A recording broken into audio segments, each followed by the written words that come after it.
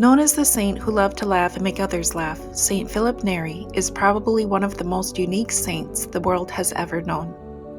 St. Philip Neri was born in Florence, Italy in 1515. He had two sisters and one brother. His father, Francesco, was a respectable attorney, a good friend to religious orders, especially the Dominicans. His mother, Lucretia, was of noble family.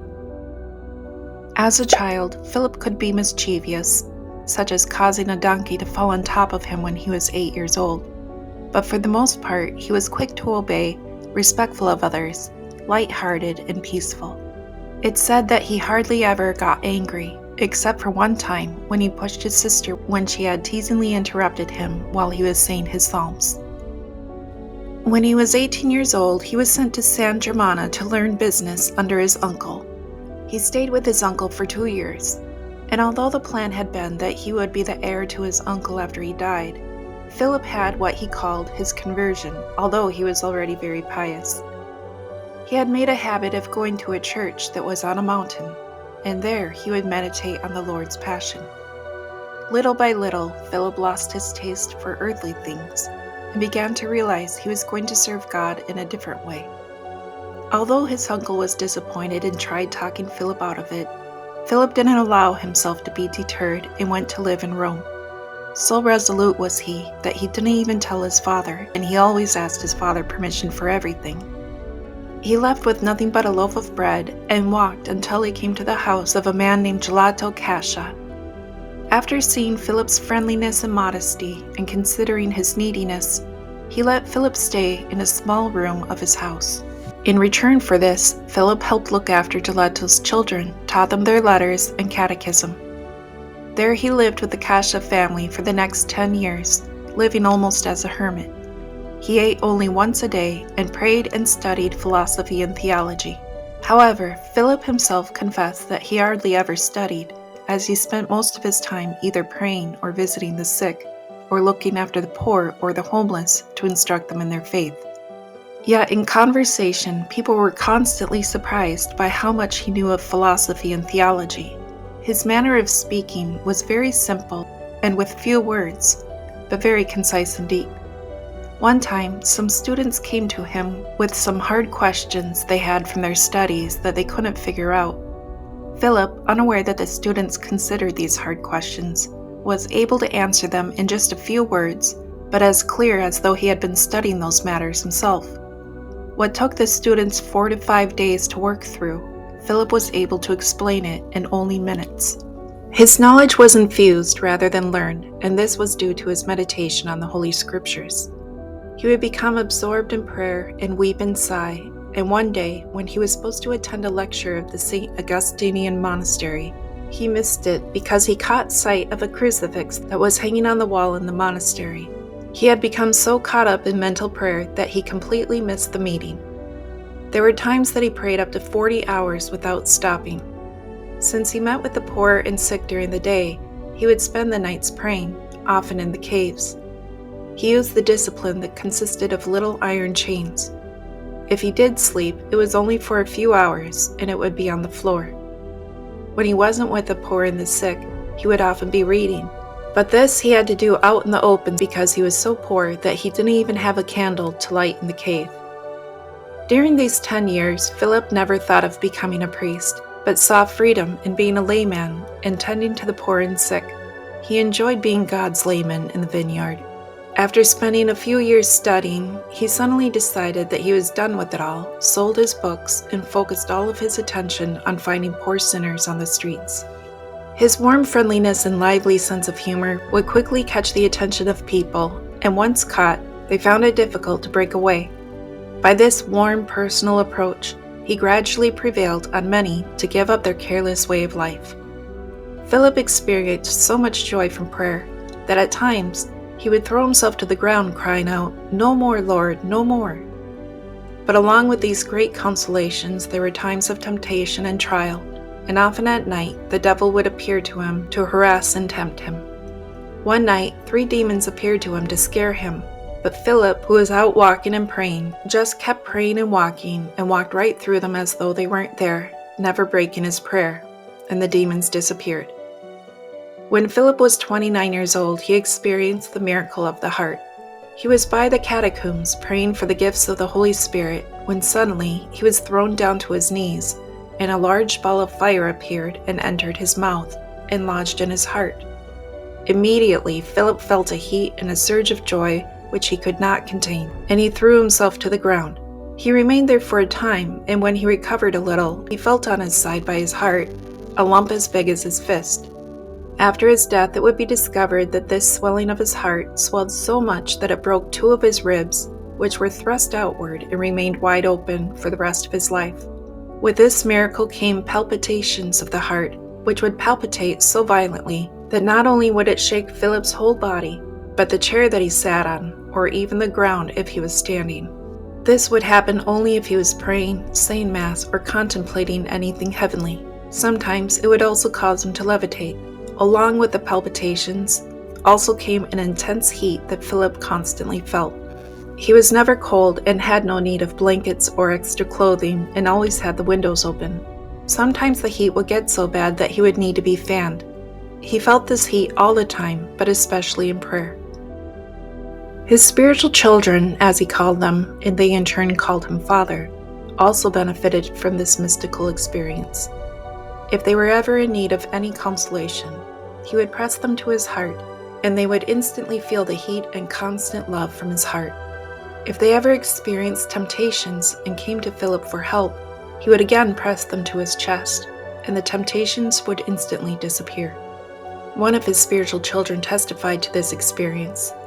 Upon pressing my head against his chest, not only did the temptation disappear at once, but it never returned afterwards. And besides this, I felt such an increase of spiritual strength that it seemed that I could do nothing but pray. In 1548, Philip founded the Confraternity of the Most Holy Trinity of Pilgrims, along with the help of his confessor, Father Rosso, and 15 other members. The mission of this confraternity was to minister to the poor pilgrims who went to Rome on pilgrimages, as well as to help take care of patients who were released from the hospital but too weak to take care of themselves. They rented a house, and as the charity grew, they rented a few other houses. Philip and his companions would take care of the poor among the pilgrims by making food, making their beds, washing their feet, and other humble tasks. Along with these acts of charity was prayer, and every Sunday they would practice the 40-hour devotion of the exposition of the Blessed Sacrament. Later, in 1551, God willed to extend Philip's work, but this meant that he would have to become a priest. When his confessor suggested this to Philip, in his humility he refused, but he soon saw that it was God's will, and so he was ordained. Philip induced people to frequent all the sacraments, but most of all confession. He heard confessions from dawn until late at night. If no one came, he would open the doors to the church and look out so that people could see him in case they wanted to come in. He left a key out for anyone to come in if they needed confession, and at other times, when it was dangerous to be out, he would have people come to his room for confession. If people only wanted to talk, he would have conversations with them, sometimes as a group, and Philip would prompt a spiritual conversation by proposing a moral question. In this way, he encouraged people to think, discuss, and become inspired. These group discussions sometimes led to a walk to a church where they said prayers. Pretty soon, others began to join them with this exercise, and after a while, Philip had no room for them in his bedroom, and they had to meet elsewhere. These spiritual exercises became so popular that hundreds of people would join in on the walk. They would visit the 7 holy churches of Rome: St. Peter's Basilica, St. Paul's, St. John Lateran, the Holy Cross Church, St. Lawrence, and St. Mary Major. There they would pray before the Blessed Sacrament, and St. Philip would say a short sermon in each church, and in between the churches, they would stop for a picnic where music and entertainment were provided. So fruitful were these spiritual exercises that they helped the lax become fervent and provided many conversions. With every good thing there is a cross, and 2 men who hated Philip provided him this cross.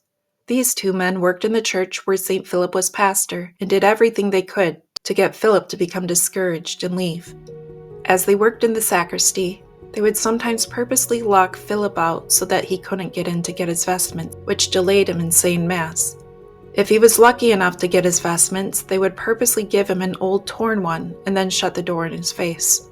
Other times they would take the chalice and missal and hide them from him so that he couldn't say Mass. Philip did his best to take all of these things charitably and patiently. He would say to his friends, "See what these men do to me, but let us pray to God for them." His friends were upset about how he was treated and wanted him to leave to go to another church where he would be appreciated. But he always responded that he would not try to fly away from the cross that God sent him. After many weeks of these humiliations, however, Philip was starting to get worn thin. As he offered Mass one day, lifting the host, he inwardly prayed, "Oh my good Jesus, why do you not hear me? I have for so long asked for patience from you. Why have you not heard me?" He heard these words, "Do you want patience from me? Well, I will give it to you, but my will is that you should gain it by these means." From then on, Philip had so much patience that not only did he no longer feel the insults they constantly heaped on him, but he desired them. He ignored the men or made excuses for them, making light of the situation or even laughing about them. He continued praying for these two men with even greater zeal, and eventually these men got tired of their antics, as they had no effect in making Philip leave. About 2 years afterward, the men who gave him such a hard time appeared at his doorstep one day, and one of them immediately launched into assailing Philip with threats and insults, and got himself into such a frenzy that the other man, seeing Philip's meekness and humility in taking all of this, began to defend Philip, even to the point of grabbing the man by the throat. Philip intervened, and the man, seeing how Philip saved him, was moved to compunction and considering to his great wrong that he had done to Philip. The other man as well was moved to repentance, and both men begged for Philip's forgiveness, which of course he gave, and they also became Philip's spiritual children and most devoted friends. Not long after this, Philip was to undergo an even greater trial. In 1559, an attack came about against the pilgrimage to the 7 churches. Rumors started circulating that Philip was doing the spiritual exercises for reasons of popularity and vanity. Others began to gossip that the spiritual exercises were not spiritual at all, but simply a reason for eating and merrymaking. All of these things were brought before Philip, who listened to them with the utmost composure. He didn't seem to be in the least disturbed by them, but left it to God. However, the rumors grew so much that it reached the Pope's vicar's ears, who believed the rumors and rebuked Philip severely. He then forbade him to hear confessions for 15 days, or to go out in the company of anyone, and threatened him with imprisonment if he was disobedient. Philip modestly replied that since he had begun these exercises for the glory of God, that he would end them for the glory of God. The vicar was not impressed and said, "You are an ambitious man, and what you do not do for the glory of God, but to make yourself a head of a party."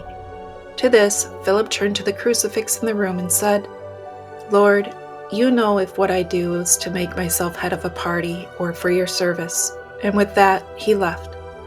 Philip obeyed the vicar's orders and forbade his companions to go anywhere with him. He told them to be patient in the meantime, and that the world would eventually find out the truth. He said to them, "This persecution is not for you, but for me. God is wishing to make me humble and patient, and be sure that when I shall have gained from it the fruit of which God intends, and shall be thoroughly mortified, the persecution will cease." This proved true after a mysterious priest appeared out of nowhere to Philip and whispered in his ear, "The persecution will soon end in the establishment and increase of the work." He also added that those who had been opposed to the spiritual exercises would now be his supporters, and the prelate, who had been the head of all the persecutions, would be dead within 15 days. And so it happened. The prelate died suddenly by an unexpected death after bringing the entire matter before the Pope. Even after all of this, Philip still would not allow anyone to speak badly about the prelate. If anyone began to suggest that he had died suddenly as a punishment from God, Philip would quickly interject, "Hold your peace." After some time, and the Pope had ascertained the innocence of Philip, he not only told Philip to continue the exercises of the pilgrimage of the 7 churches, but to pray for him as well. And so life went on for Philip, listening to confessions and leading the pilgrims to the 7 churches. He also began to have spiritual talks with those who wanted to live even holier lives, and during those hours, they would either discuss spiritual things, or Philip would read to them the lives of the saints. Eventually, the group became so large that Philip found an old church in Monticelli for them to meet. Other priests joined him, and a few years later, with the approval of the Pope, the Congregation of Secular Priests was born. The old church was eventually repaired, and it was decided that Philip should help govern the congregation. Philip did not want to leave where he had been staying for the past 10 years of St. Girolamo, as he wanted to continue the pilgrimages of the 7 churches. But once the Pope ordered him to leave the church, he obediently left. From that time on, Philip became the head and founder of the new congregation. Philip drew up for them some simple rules. They were to share a common table and perform spiritual exercises under his direction, but they were not to bind themselves to the life by vow or to renounce their poverty. As the head of the Oratory, Philip instructed his priests to follow spiritual exercises of spiritual reading and delivering 4 sermons a day, a half hour each. The sermons were to be simply worded and not scholastic, because as Philip said, the Oratory is not for scholastic knowledge, but to learn how to acquire Christian virtue and to avoid sin. Philip was very adamant to keep his priests humble, and he was very protective about their souls. For this reason, he allowed them to study, but not too often, or to form any sort of attachment to it for fear of spiritual pride. He wanted them to obtain wisdom, but not to show it off or boast of it, but to instead use the mysteries of the Holy Scripture to learn from meditation and prayer, rather than study. Obedience was the heart of the Oratory. Philip would test the obedience of a priest by giving him an unusual chore at an inconvenient hour or something they didn't like. This was not only to help them grow in obedience, but also to keep them humble. One of his priests, Baronius, suffered from terrible stomach aches. Any sort of food, no matter how small, would give him excruciating pain, which caused lightheadedness and dizziness. For this reason, Philip forbade him to make any sort of mental prayer or anything that would fatigue the mind. One day, Father Baronius went to Philip to let him know that he was again suffering from a terrible stomach ache, and in the room there was a large roll and a lemon. Philip said to him, "Father Baronius, take that roll and that lemon and eat them in my presence." Father Baronius knew that eating these 2 things would make him severely sick, perhaps even die, but trusting in the virtue of obedience, he made the sign of the cross and ate it all whole. Not only did he not get sick, but he was completely cured of his stomach ailments and was able to eat any sort of food without any problem.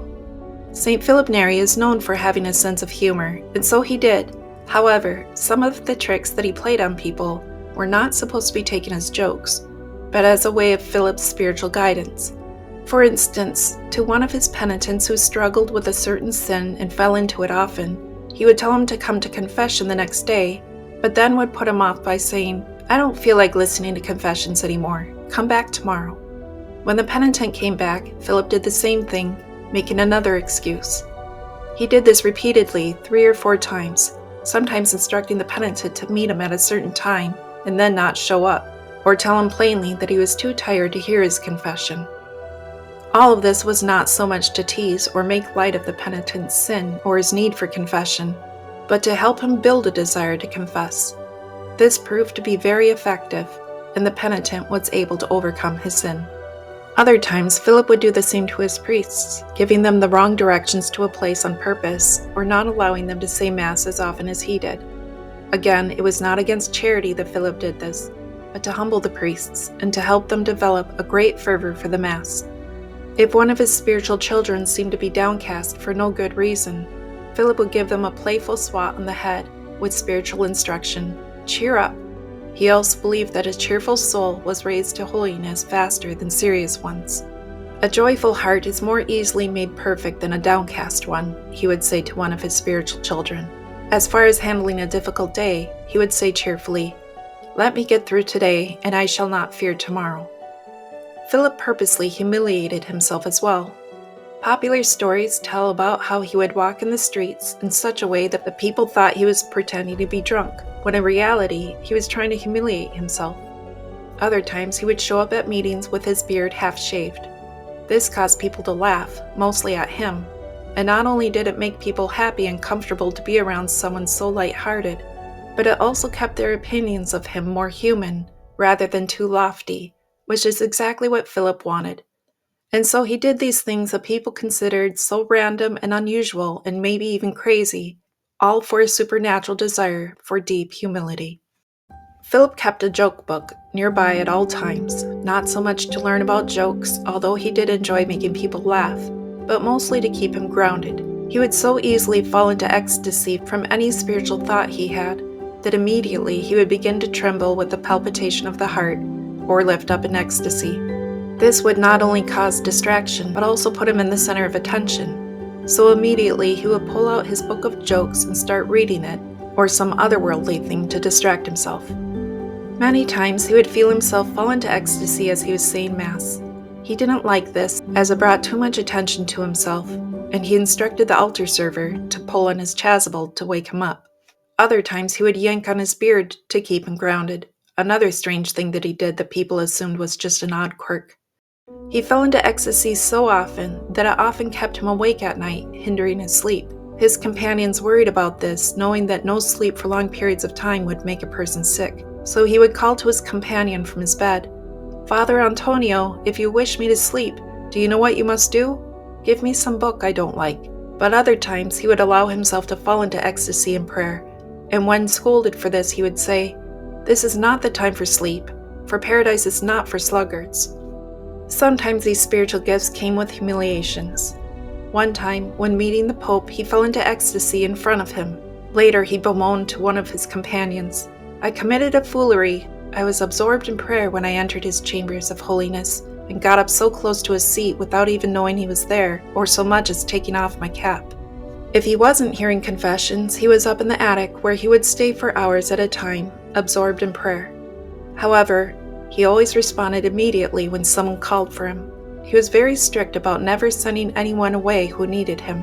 This is the only time he got angry with his companions. One time, one of the priests sent someone away who had asked for Philip because he didn't want to disturb him in prayer. And when Philip heard of this, the priest was given a severe rebuke. Philip was also given the gift of tears, and this too caused more humiliation for him. Sometimes when talking of spiritual things, he would cry so hard he couldn't finish what he was saying. When preaching about the Passion, he would shake and tremble so much, start crying, and then pull on his beard to distract himself, and then eventually would need to leave the church to become grounded. Because this caused so much distraction, eventually Philip had to leave the preaching on the Passion to someone else. His gift of tears caused him to cry so much every day that it passed as a miracle that he didn't lose his sight. When giving communion to his spiritual children, tears were always streaming down his face. When in confession, he would weep with the penitent over their sins. He would weep when talking about God or the saints, and only when someone gave him his joke book or any other worldly book would it stop his fervor. When he was praised for his gift of tears, saying that it meant he was a saint, he would scoff and say, "Why, even bad women weep easily for any little thing, and that does not make them saints." Saying Mass not only caused him to weep, but would also cause him to levitate. As he poured wine into the chalice, his arms would shake so much from excitement that he had to lean on the altar to keep from spilling. Then when he would raise the host in the air, his arms would not come back down. Other times, his arms would raise them so high that he'd be on the tips of his toes, and other times even lift him up. In a vision, he was told the day and time of his death. At the time, he was in good health and didn't seem like he would die anytime soon. In fact, the day that he died, he was in good spirits and had a lot of energy. He heard confessions all day and received visitors, but nearing the hour that he would soon die, he laid in bed and his companions gathered around him. Even then, Philip was light-hearted. When one of them asked him what time it was, wanting to know what his mental status was like, he said dryly, "It is 8 p.m. In an hour it will be 9. Then it will be 10 and 11 and then midnight. Now leave me alone so we can all sleep." This produced giggles and chuckles, lightening the mood. Around midnight, he suffered an aneurysm of the heart, which caused him to hemorrhage. His spiritual children asked him for one more blessing, and unable to speak, he made the sign of the cross and then died. It was May 25th, 1595. He was 79 years old.